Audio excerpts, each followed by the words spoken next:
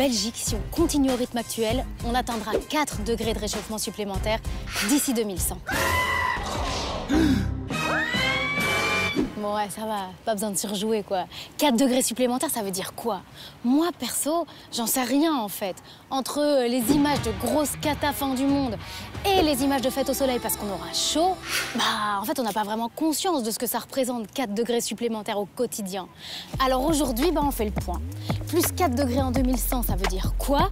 Et surtout, comment vivront nos enfants? La réponse dans cette vidéo. Genre là, t'as chaud ou t'as froid, toi? Bon. Ce 4 degrés d'abord. On est sûr de ça? Il y a 10 ans, on disait pas ça. Hein. En 2015, on était plein d'espoir pour le changement climatique. L'accord de Paris pour le climat est accepté. On est à Paris pendant la COP21 où 195 pays viennent de prendre un engagement fort pour limiter le réchauffement planétaire, je cite, bien en dessous de 2 degrés et si possible à 1,5 degré par rapport au niveau de 1850. Un scénario qui pourtant pourrait déjà avoir des conséquences irréversibles. C'est un petit marteau, mais je pense qu'il peut faire de grandes choses. Voilà une ovation pour un accord historique. Les déclarations à ce moment-là, c'était pépite. Je m'engage, au nom de la France, à réviser au plus tard en 2020 nos engagements de réduction d'émissions de gaz à effet de serre. Pour la Chine, un pays développé et responsable, affronter les changements climatiques est non seulement une nécessité sur le plan intérieur, mais aussi une responsabilité envers la communauté internationale. Cet accord représente la meilleure chance que nous avons de sauver la seule planète que nous avons.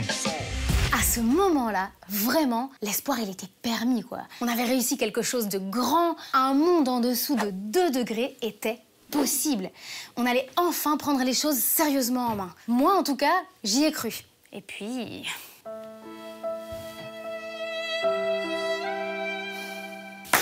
Bon, on fait le bilan. 10 ans après, on a quoi? On a fait quoi, là, depuis l'accord de Paris? Les 10 dernières années ont été les plus chaudes jamais mesurées sur Terre. Bon, ok. 2024 a été la première année à avoir une moyenne de réchauffement supérieure à 1,5 degré. Ouais, ok. En moyenne, sur les 5 dernières années, on est à 1,3 degré de réchauffement mondial. Ok. Et pour la Belgique, on estime que le réchauffement actuel est de 1,9 degré. Parce que oui, certaines régions se réchauffent plus vite que d'autres. C'est le cas de l'Europe et de la Belgique aussi. Ok, stop. Bon l'accord de Paris, il est foutu. Explosé en seulement 10 ans. 1,9 degré de réchauffement, c'était prévu pour 2100. La blague, quoi. Du coup, maintenant, c'est un peu le stress, non?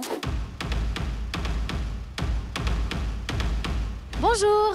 Quand tu penses au futur et au changement climatique, est-ce que ça te stresse? Je sais pas trop. J'ai pas trop d'avis là-dessus. Pas vraiment, non. Non. Un peu, oui. Bon, un petit peu, comme tout le monde, je pense. Oui. Oui, quand même. Bien sûr. Oui, évidemment. Ça va mal, quoi. C'est vrai que ça peut faire peur. Pour nos enfants, effectivement, oui, on se demande. Pour les enfants, ça va être vraiment difficile. Si le climat va être incertain pour eux. De plus avoir d'eau sur Terre. S'ils vont pas attraper encore plus de maladies. Qu'ils aient plus la même qualité de vie qu'on a aujourd'hui. On met un peu notre vie en question pour savoir si oui ou non on va faire des enfants. Il y a une certaine prise de conscience, malheureusement, c'est pas partout. Tout ce qu'on peut voir, c'est les conséquences sans forcément avoir de prévention. On fait du mieux qu'on peut pour eux et on les éduque aussi à ça.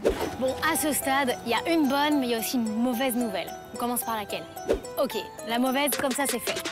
De notre vivant, donc vous, moi, on verra jamais le climat se refroidir. C'est pas possible. En fait, tout le CO2 qu'on a balancé dans l'atmosphère, il va pas disparaître comme ça.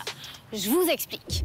Pour rappel, quand on brûle des énergies fossiles, donc charbon, gaz, pétrole, ça émet des particules de CO2. Et ces particules, elles vont s'accumuler dans l'atmosphère et elles vont former une espèce de serre autour de la planète. Voilà, les particules de CO2, en fait, elles restent là des centaines d'années. On ne peut pas inverser le phénomène. Alors, ça ne veut pas dire qu'on ne peut rien faire.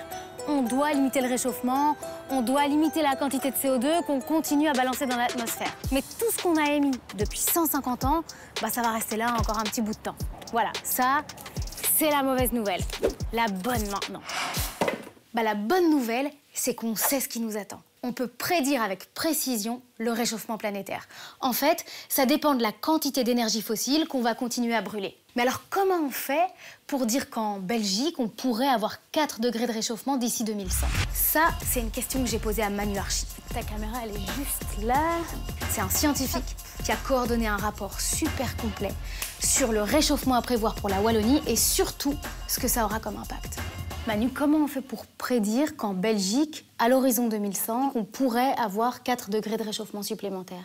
Alors pour ça, on se base sur les travaux du GIEC, qui est donc une institution scientifique bien établie avec validation, et qui se repose sur 5 scénarios de développement socio-économique du monde.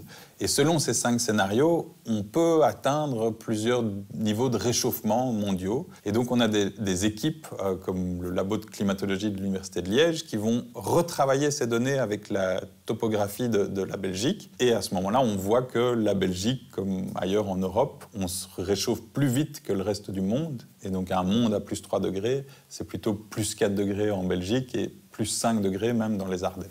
Et quand on dit 4 degrés supplémentaires en Belgique, ça dépend un peu de l'effort global qui sera fourni pour limiter justement le réchauffement. Tout à fait. Si les engagements de tous les pays étaient menés, on pourrait encore limiter un monde à juste en dessous de 2 degrés. Par contre, si on regarde les actions qui sont menées et vers quoi ça va dans chaque pays pour le moment, là, selon les observatoires, on est plutôt à 2,5 degrés, voire un peu au-delà de 3 degrés au niveau mondial. Et donc, plus 4 degrés pour la Belgique, ça signifie quoi concrètement?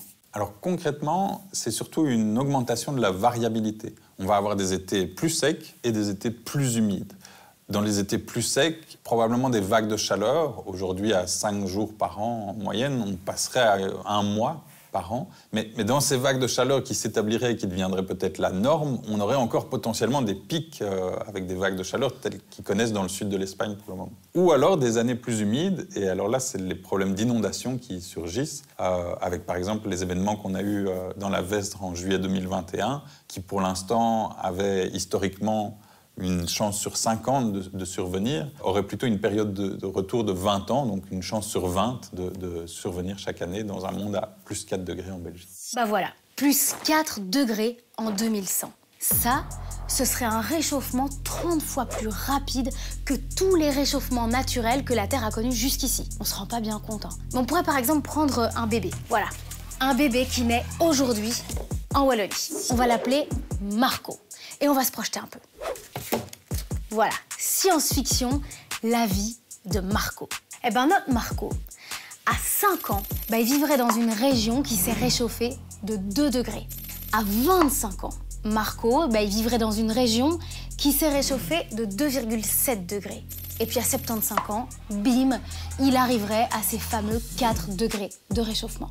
Voilà, avec 4 degrés de réchauffement, Marco, il pourrait connaître quasiment 1 mois de canicule en été. Et vu son âge, il pourrait faire partie des 1000 à 2000 personnes qui risquent de mourir de canicule en Wallonie. Il pourrait connaître des inondations comme celle de 2021 qui ont tué 39 personnes en Belgique. Parce que des pluies comme celle-là, avec 4 degrés de réchauffement, ça pourrait survenir tous les 20 ans. Marco, il pourrait aussi devoir faire face à des feux de forêt. Ouais, chez nous en Wallonie, ça pourrait arriver 1 an sur 2. Puis il y a les récoltes aussi. Ça, ce serait très aléatoire. Il y a des années où la production pourrait carrément s'effondrer. Alors on parle d'aliments de base comme le maïs, le froment ou les pommes de terre. C'est possible qu'il n'y ait pas assez à manger dans les magasins. Marco, il devrait faire gaffe aux insectes aussi, parce qu'avec le réchauffement, il y aurait de nouvelles maladies amenées par le moustique tigre ou la prolifération des tiques. Voilà, la liste, elle pourrait être longue encore, mais je vais m'arrêter là, parce qu'en fait, ça fait peur. Et surtout, j'insiste, à ce stade, en fait, c'est de la science-fiction. Alors c'est sûr, ça pourrait être pire, mais ça pourrait aussi être moins pire. Et c'est là-dessus que j'ai envie de me focaliser. Techniquement, en fait, tout ça, on peut encore l'éviter. Je répète, mais l'idée, c'est vraiment de limiter au maximum le réchauffement. Alors c'est sûr, on va subir certaines conséquences du réchauffement, et pour ça, il y a un autre grand truc à faire. Au-delà de limiter le réchauffement, il faut s'adapter.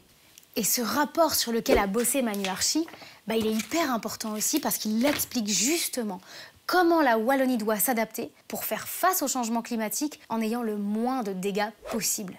Et ça, que le réchauffement soit de 1,5, 2, 3 ou même 4 degrés. Manu, ça veut dire quoi concrètement d'adapter la Wallonie au changement climatique?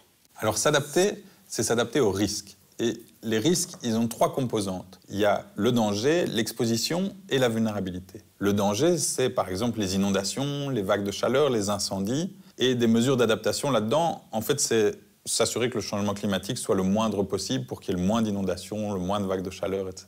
L'exposition, c'est quels sont les éléments qui surviennent, qui sont mis face à ce danger. Les logements, les entreprises, les infrastructures. Et là, s'adapter, c'est s'assurer que le danger n'arrive pas jusque-là. Soit, par exemple, en construisant des digues autour de la rivière pour que l'inondation ne déborde pas vers les logements, soit reméandrer la rivière en amont pour que l'inondation s'étende dans des zones où on n'a pas la ville. Et le troisième élément, c'est la vulnérabilité de ce qui est exposé. Par exemple, dans les logements, est-ce que les maisons ont des caves inondables, sont un peu rehaussées? Et aussi la vulnérabilité socio-économique. Est-ce que c'est un ménage précaire ou est-ce que c'est un ménage plutôt aisé qui habite dans la maison? Travailler sur cette vulnérabilité, la réduire, permet que le risque soit moins fort. Et aujourd'hui, en fait, quoi qu'il arrive, on n'a pas le choix. On ne peut pas se passer de mesures d'adaptation. En effet, s'adapter, on devra. Le changement climatique, on est sûr qu'il atteindra au moins quelques degrés. Et donc s'adapter, ça va se produire. Soit c'est les gens qui vont s'adapter au fur et à mesure des risques qui surviennent. Par exemple, sur les inondations, on voit les gens qui mettent des sacs de sable devant leur maison, ou on a, pour les vagues de chaleur, des gens qui vont mettre la climatisation. Le problème de cette adaptation à titre très individuel, c'est qu'on repousse en général le danger chez le voisin, par exemple avec les sacs de sable, ou même avec la climatisation, où on extrait la chaleur et on rend la ville elle-même plus chaude. Et donc il y a toute la question de à quel point ça peut être anticipé au niveau sociétal pour imaginer des solutions plus collectives. Et là, notamment, il y a toute la question d'étudier qu'est-ce que ça coûte de s'adapter, à quoi on veut s'adapter, et aussi à qui ça coûte. Est-ce que ça va être à titre individuel? Est-ce que ça va être au niveau du système assurantiel? Ou est-ce qu'on est plutôt sur le budget des pouvoirs publics et les normes et réglementations qu'il va falloir mettre en place? Ce que je retiens de cette interview, c'est que ça coûte de l'argent de s'adapter. Mais ça coûte aussi de l'argent de ne pas s'adapter. Et dans le rapport de Manu, j'ai par exemple appris que les vagues de chaleur en Wallonie, ça pouvait coûter jusqu'à 1 milliard d'euros par an. Ce que Manu m'a aussi expliqué, c'est qu'il fallait qu'on pense l'adaptation aujourd'hui d'un point de vue collectif. Parce que, en fait, les populations les plus pauvres sont généralement celles qui subissent le plus les conséquences du réchauffement climatique, mais c'est aussi celles qui ont le moins de moyens pour s'adapter individuellement. Et donc, si on ne pense pas les choses de manière collective, on risque d'augmenter les inégalités. Il y en a plein, en fait, des exemples pour s'adapter. Arrêter de construire des maisons dans des zones inondables ou replanter des arbres en ville. Replanter des arbres en ville, ça permet de diminuer la température jusqu'à 10 degrés dans certaines rues. Et ce qui est génial, en fait, c'est que ces mesures d'adaptation, en général, elles amènent d'autres avantages. Et ça, c'est un truc que j'ai compris en écoutant l'histoire de Cécile. Cécile, elle était enseignante et juste avant de prendre sa retraite, elle a participé à un projet de la fondation Good Planet pour transformer la cour de récré de son école. Et on le sait, le béton, ça augmente l'effet de chaleur, ça laisse pas la pluie s'infiltrer dans le sol quand il pleut, enfin bref, il y a plein de trucs négatifs avec le béton. Du coup, aujourd'hui, dans l'école de Cécile, le béton, il a fait place à des arbres, un verger, de l'herbe, des fleurs. Je suis fière et heureuse parce que ça les épanouit. Ils sont heureux de travailler dans un environnement aussi beau. Je suis Cécile Bontemps, enseignante maternelle à l'école de Barvaux-en-Condroz. Donc ici, vous vous trouvez dans l'espace vert de notre école qui a été transformé dernièrement suite au projet Ose le vert. Nous y avons planté des plantes indigènes, des arbres fruitiers, des saules pour créer des espaces où les enfants pourront s'y retrouver. Tu vas dans la cabane de saule, Chine? Ou bien vous pouvez aller dans les cabanes de saule là aussi. Nous avons eu un coach qui nous a aidés durant toute l'évolution du projet. La première étape, ça a été de planter les différentes plantes. Et cette journée a été une journée exceptionnelle, inoubliable, parce qu'elle a été riche en échanges. Nous avons eu la participation des parents, des grands-parents, un ami qui est venu. Nous avons eu le personnel communal qui nous a aidés. Les grands-parents triaient les plants parce qu'on ne connaissait pas, ce n'est pas vraiment notre domaine.